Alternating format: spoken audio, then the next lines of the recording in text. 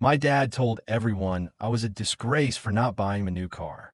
He yelled, "You have more than enough." I took out a stack of receipts and said, "Funny, because this says otherwise." The guest stared in shock as he read. I always knew my dad had a sense of entitlement, but I never expected him to humiliate me in front of our entire family over something as ridiculous as this. Looking back, I should have seen it coming. My dad wasn't the kind of father who was warm or affectionate. He provided for me when I was a kid, but only in the most basic sense. Anything beyond food and shelter, that was considered a privilege I had to earn. Even as a teenager, if I wanted something, whether it was money for a school trip, new clothes, or help with college applications, I had to listen to a speech first. He never did anything without reminding me that I owed him. By the time I turned 18, I knew I was on my own. He made it very clear that once I was legally an adult, his job was done. He refused to contribute a single dollar to my college tuition, so I had to take out loans and work multiple jobs to get by. It was exhausting, but I managed. I put in years of hard work, long nights, and a lot of sacrifices, and eventually I built a life for myself. Then, suddenly, my dad started paying attention to me again. At first, it was subtle. He would call me just to check in, something he had never done before. He'd ask about my job, how much I was making, and whether I was doing as well as people say. It didn't take long for him to drop the act and get to the real reason behind his sudden interest. He wanted money. I had expected small requests at first, maybe help with a bill here and there. But no, my dad had bigger plans. He wanted a brand new car. Not just any car, either. He had his eye on a specific make and model, one that cost more than some people's annual salaries. When he first brought it up, I thought he was joking. But then he kept mentioning it, over and over. "You have more than enough," he said one night when he called me out of the blue. "I don't see why this is such a big deal. Parents make sacrifices for their kids all the time. This is just you giving back." I told him no, repeatedly. I had worked too hard to get where I was, and I wasn't about to start handing out money just because he suddenly decided I was useful to him again. But the more I refused, the angrier he got. He started complaining to family members, painting himself as a struggling father with an ungrateful child who wouldn't do the bare minimum to help him. My uncle even called me once, saying, "Come on, it's just a car. He raised you, didn't he?" I wanted to scream. It wasn't just a car. It was the principle of it. This man had never been there for me when I needed him. He had watched me struggle, dismiss my efforts, and only now that I had money, was he treating me like I mattered. I thought that would be the end of it. I assumed that after enough refusals, he'd get the hint and drop it. But no, my dad doesn't take rejection well. And at a recent family gathering, he decided to make it everyone's business. It was supposed to be a simple dinner, just a casual get-together at my aunt's house with extended family. I hadn't planned on going at first, but my cousin convinced me. She said it would be nice to catch up, and I figured it would be harmless enough. For the first hour or so, everything was normal. People were chatting, laughing, passing around plates of food. I was just starting to relax when I noticed my dad watching me from across the table. He had this look on his face, smug, like he knew something I didn't. I should have left right then. Partway through dinner, he cleared his throat loudly. The conversations around the table quieted, and people turned to look at him. "You know," he said, leaning back in his chair, "it's funny how some people in this family forget where they came from once they get a little success." I felt a prickle of unease. I kept my expression neutral, but my stomach clenched. I already knew where this was going. Some of my relatives chuckled, clearly assuming he was making some harmless joke. But then he turned his gaze directly on me. "I don't want to embarrass you," he said, though his tone suggested he wanted exactly that. "But I just have to ask, why is it that my own child, who makes good money, can't even buy his own father a new car?" Silence fell over the table. Someone coughed awkwardly. I felt heat rise to my face, but I forced myself to stay calm. I set down my fork. "Excuse me?" My dad sighed, shaking his head like I had deeply disappointed him. "I spent years raising you, making sacrifices for you, and now that you're successful, you turn your back on me?" He looked around the table, his voice growing louder. "You all tell me, am I crazy for thinking my own child should help me out a little? It's not like they're struggling. This is spare change to them. I looked around. Some people avoided my gaze, clearly uncomfortable. My aunt shifted in her seat, and my cousin gave me an apologetic glance, but no one said anything. And my dad? He looked triumphant, like he had just cornered me in front of witnesses, forcing me to give in. I could have yelled. I could have stormed out. But instead, I reached into my bag. Funny, I said, pulling out a stack of papers, because this says otherwise. I set the papers on the table in front of him. He frowned, glancing down at them, then back at me. What's this supposed to be? Go ahead, I said, keeping my voice even. Read it out loud. He picked up the first page. His eyes scanned the words, and his smirk faltered. His fingers tightened on the paper. I saw the exact moment when he realized what he was looking at. His face paled. His mouth opened slightly, then closed. He flipped to the next page, and the next, his hands trembling slightly. The entire table was watching now. My uncle, who had been nodding along with my dad earlier, leaned forward slightly. Someone whispered, "What is that?" I sat back, watching him waiting. My dad's grip on the papers tightened as he flipped through each page, his expression shifting from confusion to something closer to panic. He still hadn't said a word. The rest of the table sat in an uneasy silence, watching him closely. My aunt, who had always been nosy, finally spoke up. "Well, what is it?" He didn't answer. He just kept staring at the documents like he could will them into saying something different. So I spoke for him. "That," I said calmly, "is a record of every time I've given you money over the years. Every small favor you asked for. Every loan that was never repaid." I could see some of my cousins exchange glances, clearly intrigued. My dad finally tore his gaze away from the papers to glare at me.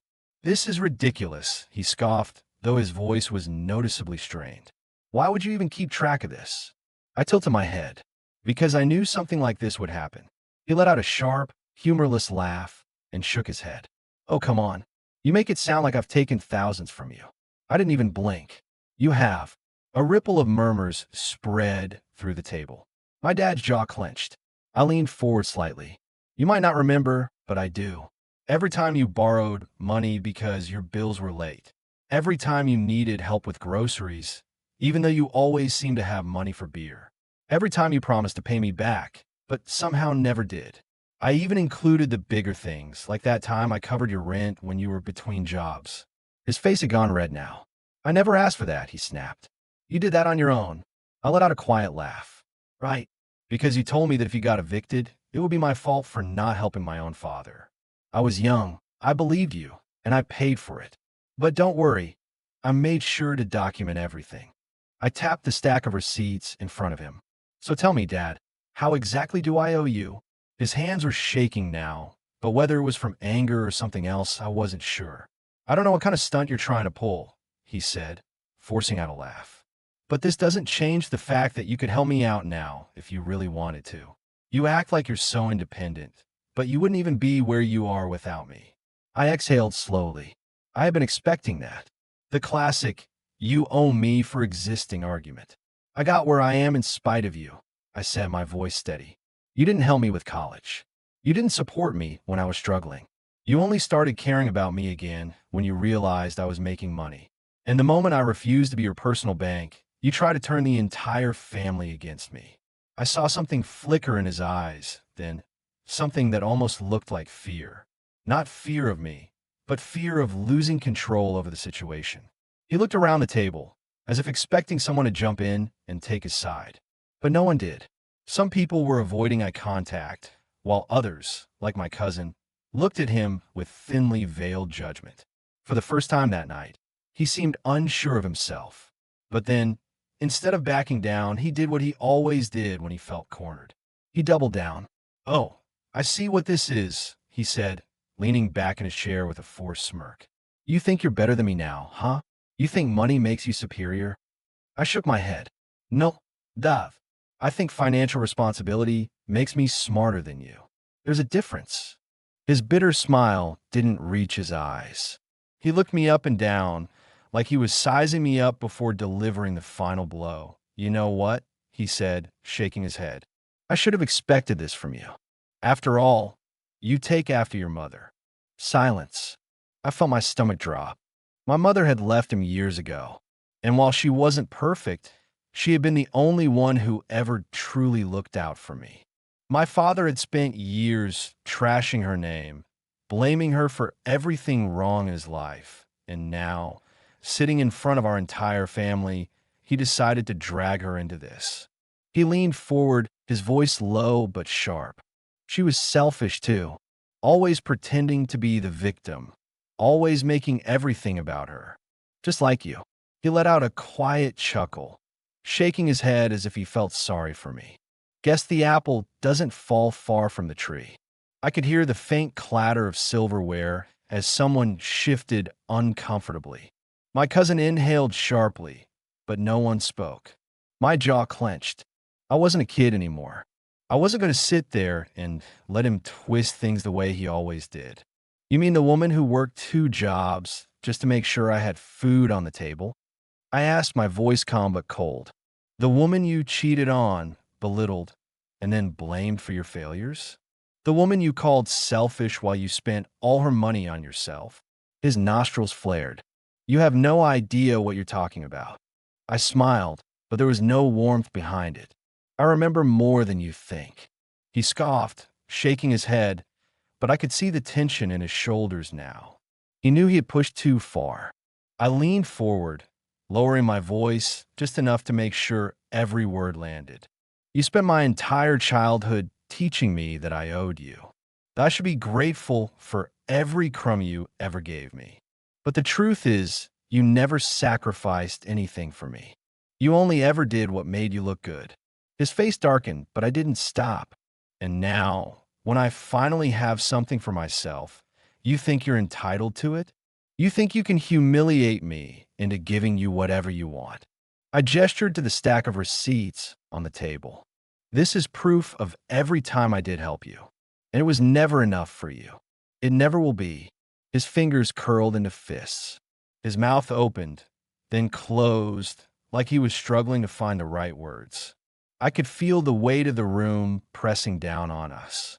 My uncle, the one who had called me before to convince me to just help him out, now looked uneasy. My aunt avoided my gaze. My cousin looked outright furious, though not at me. My father let out a sharp breath, then turned his glare on the rest of the table. And none of you are going to say anything, he demanded, gesturing wildly. You're all just going to sit here and let them talk to me like this?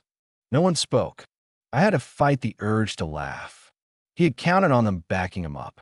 He had expected to walk out of here victorious, with the whole family guilt-tripping me into giving him exactly what he wanted. But now, faced with actual proof of how much I'd already given him, they couldn't pretend anymore.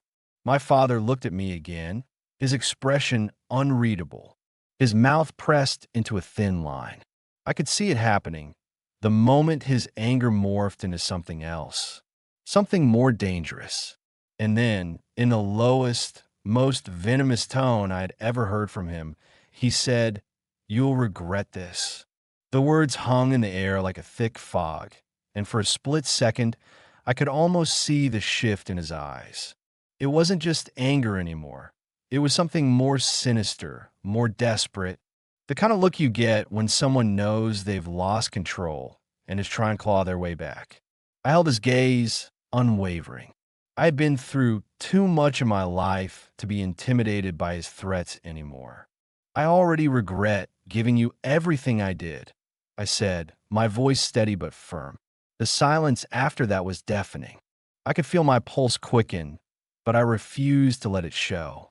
My dad's face was flushed, his nostrils flaring as he stared at the receipts like they were an accusation, as if they were my personal betrayal to him, when in reality, they were nothing more than a ledger of his constant demands, his unrelenting grip on my life. Finally, he sat back in his chair, exhaling sharply. "You're a fool," he muttered, more to himself than to anyone else. I could see the wheels turning in his mind. He was calculating, trying to figure out how to salvage his ego and spin this back in his favor. But all he had left were words, and words were all he'd ever had. They were his weapon, his defense, and his curse. You think you're better than me now, huh? He spat. You think this is going to make you feel better about yourself? Throwing your father under the bus in front of your whole family. I didn't respond immediately. I took a deep breath, letting the tension in my body ease just enough to speak clearly. I'm not throwing you under the bus, Dad. I'm just not pretending anymore. It was a slap in the face for him, but it was the truth. The truth that had been buried for years, suppressed under layers of guilt, manipulation, and his constant narrative of what I owed him. Enough with this, he snapped, his voice trembling now, not from anger, but from something more complex. Something I couldn't quite place. You're done. I don't need you anymore. You think you can humiliate me like this and still get away with it? The room was silent again. I could feel the eyes of my relatives on us, watching this family drama unfold, each person silently taking sides in their own way. My cousin, who had been the most vocal in defending me, sat back in her chair with a look of disgust on her face. My aunt shifted uncomfortably, avoiding looking at either of us. My uncle had gone unusually still, almost as if he were waiting for the storm to pass. But the storm wasn't over yet. My dad leaned forward, his fists clenched. He wasn't done making his point, not by a long shot. You think you can walk away from this family? Huh?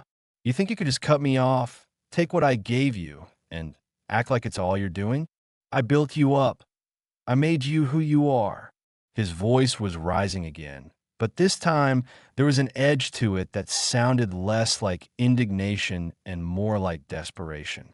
Dad, I said slowly, my tone softer but still firm, you didn't build me. You tore me down. You took credit for everything I did, and now, when I don't give you what you want, you lash out. That's not how family works. His eyes narrowed, and I saw the flicker of something darker. Jealousy. I had always known my father resented me for being stronger than him, for surviving in spite of him. But in that moment, it was clearer than ever before. You've got nothing without me, he muttered under his breath, though I caught every word. And one day, you'll realize it. I felt a cold chill run down my spine. It wasn't just a threat. It was the kind of remark that sent a signal of something more profound, a long simmering resentment that had been festering for years, waiting for the right moment to show itself. For a second, I almost felt sorry for him. Almost. Because underneath all that bitterness, all that neediness, was a man who had never learned to take responsibility for his actions. He had never learned what it meant to actually care for someone beyond himself. And now that I was finally standing up for myself, he couldn't handle it. Maybe I'll regret not helping you, I said quietly, the words tasting bitter as I spoke them. But I'll never regret finally standing up for myself. Not to you, not to anyone. For the first time in a long while, I felt a strange sense of peace. The weight that had been pressing down on me, the weight of years of guilt and manipulation, was beginning to lift. I didn't have to carry it anymore. My father sat back, his hands trembling as he stared at the receipts again. He didn't say anything, and neither did anyone else. I could feel the tension in the room thickening, each person wondering what would happen next. My uncle cleared his throat, but no one spoke up. I stood up, slowly, my legs shaking slightly as I made my way toward the door. I wasn't leaving because I was afraid. I was leaving because I had nothing left to say.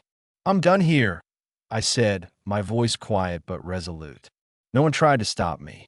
But as I reached for the doorknob, my dad's voice followed me. Just a whisper, but it cut through the silence like a blade. You'll regret this, you know. You'll wish you'd never crossed me. I didn't turn around. I'll take my chances, I said softly, stepping out the door. I could feel the weight of my father's words hanging in the air as I closed the door behind me, leaving the tension of that room and all the history it held. It was like stepping out of a storm, the wind still whipping around me, but the worst of it now behind me. I leaned against the door for a moment, taking a deep breath and letting the reality settle in. I knew I wasn't going to get a happy ending, not right away. But as I stood there, I realized that this wasn't just about standing up to my father. It was about reclaiming my own life. For the first time in forever, I felt the stirrings of something I hadn't had in years: freedom. My phone buzzed in my pocket. I pulled it out, half expecting a call from my dad or one of the relatives try to mediate or shame me for what had just happened. But it was a text from my cousin, the one who had been the most supportive throughout the whole ordeal. "Are you okay?" the message read. I smiled for the first time in what felt like forever. It wasn't much, but it was everything. I am. I typed back, and I will be. My fingers hovered over the screen for a moment as I debated what to say next. And I don't think I'm the one who's going to regret this. I hit send and let out a long, shaky breath. It wasn't the clean, easy resolution I'd wanted. I didn't have the satisfaction of my dad apologizing or the family rallying around me, validating everything I'd just done. In fact, things were probably going to get worse before they got better. But I couldn't afford to wait for validation anymore. The battle wasn't about my dad or my family or their approval. It was about me. And for once, I felt like I had one. As I stepped away from the house, I realized that no matter what my father threw my way next, I had already crossed the line that would never go back. And as uncomfortable as that felt in the moment, it was a line that needed to be crossed. I didn't need to be shackled by his expectations anymore. I wasn't going to live under his thumb. I'd already built my life from the ground up, no help from him, and I would keep building on my terms with or without their approval. And that was more than enough for me. So here's the question: Reddit, am I the a-hole for cutting him off? For standing up for myself after all those years of manipulation? I feel like I finally did what was right, but sometimes I wonder if I went too far. Would love to hear your opinions. If you've ever felt like your family was taking advantage of you, or you've had to stand up for yourself against someone who thinks they can manipulate you, let us know in the comments. Don't forget to like if you and subscribe so you don't miss out on more stories like this one.